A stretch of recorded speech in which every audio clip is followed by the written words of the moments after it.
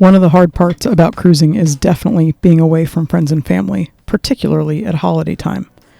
But there are a couple things you can do to help stave off that possible loneliness. Hi, I'm Mika Waters, and welcome to the Boat Galley Podcast. I'm talking about holiday traditions and the joy that comes even from creating some new ones. Today's episode of the Boat Galley Podcast is sponsored by Marmara Imports. Their hand-loomed, fair trade, organic cotton Turkish towels are highly absorbent, dry quickly, fold flat, and are soft and luxurious. In short, they're perfect for life aboard. Use coupon code PODCAST10, that's PODCAST10, for 10% off any order of $40 or more. MarmaraImports.com. More than a towel. We've just had a really lovely holiday time with the kids on board Calypso. And though it was great to have them, we love having them with us, it was a little bit hard for all of us to not be with our extended family. We're used to either seeing my mother-in-law or my parents or both, having my brother and his kids come join us for just a pretty crazy, fun-filled, loud, busy, boisterous, kid-focused Christmas time. And so just the four of us, while it was lovely, we had a couple of moments of just kind of missing being with everybody else.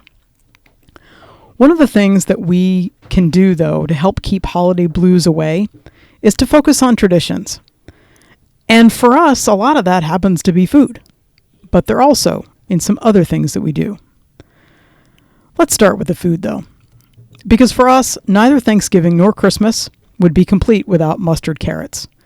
It's a super simple side dish, and it's made with hearty ingredients, easy enough to make sure that we have these ingredients even if we're a couple of weeks out from any store. This was one of the side dishes, actually it might have been the very only regular side dish that we had on passage. We were a week and a half out from land. We still were able to have these mustard carrots.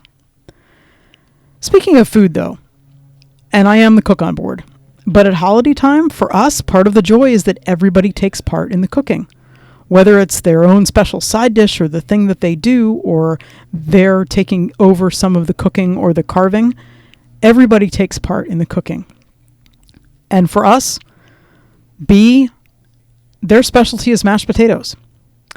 Jeremy, he's the grill guy, and he grilled our pork tenderloin. No, we didn't have turkey, but we had a pork tenderloin, actually both for Thanksgiving and for Christmas, because the pork tenderloin is something small and easily kept in our very small onboard refrigerator.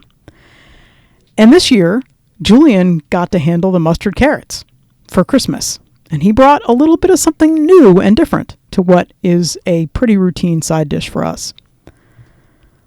The other thing we have for food is sticky buns.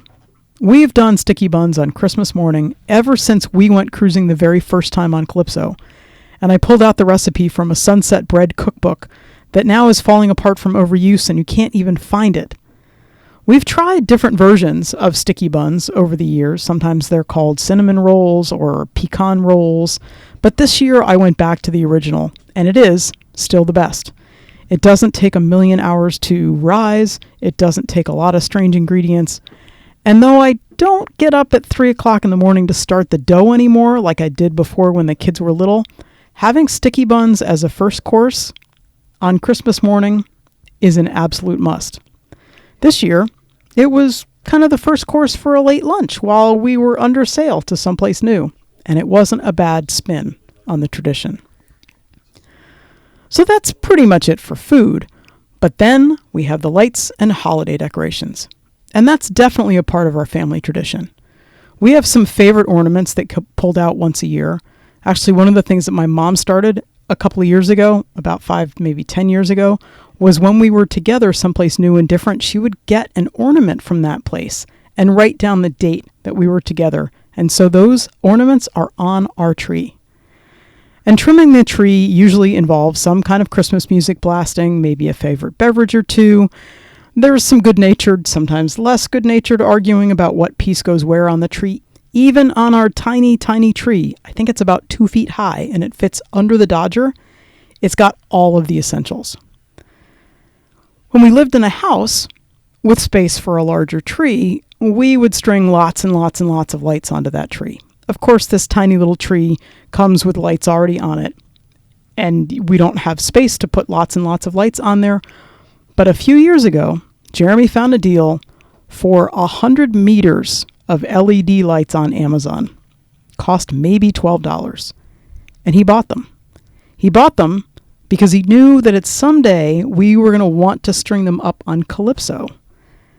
And meanwhile, we've built some ideas and memories into those string of lights, because the first year we got them, we strung them up at my parents' house in Vermont. And over the last couple of years, when we've been in this tiny little river house that we've had the use of, we've actually strung them up in there, all stringing back and forth and across and around all the rooms.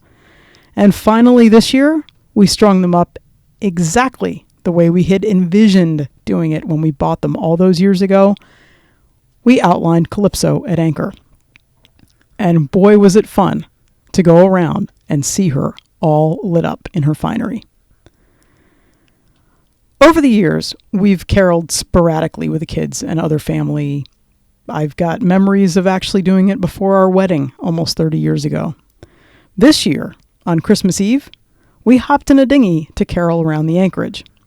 Julian had actually stuffed into his carry-on bag a full-on Santa suit, and Bea baked a pan of brownies.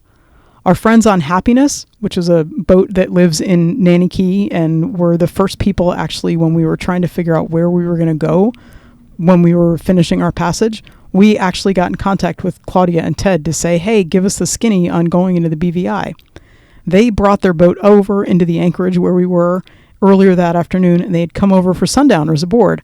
And they joined us and drove us. Their dinghy is a lot bigger. So we drove around the anchorage, hit every single boat in the anchorage, and most of them were on crude charter catamarans. And we were singing probably really poorly rendered and really not well remembered in terms of the words classics. And only one boat didn't come out to smile and wave and accept brownies.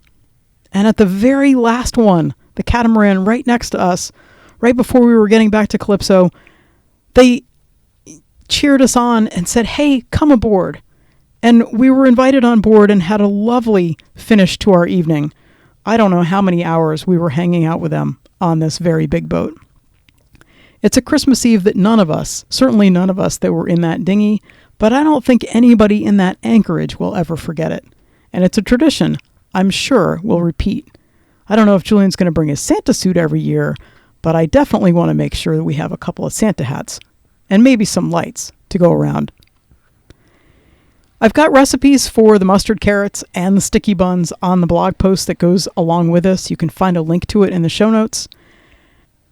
I hope that however you celebrated the holidays, I hope that however you passed the holidays, they were filled with peace and joy and maybe some laughter and some good times.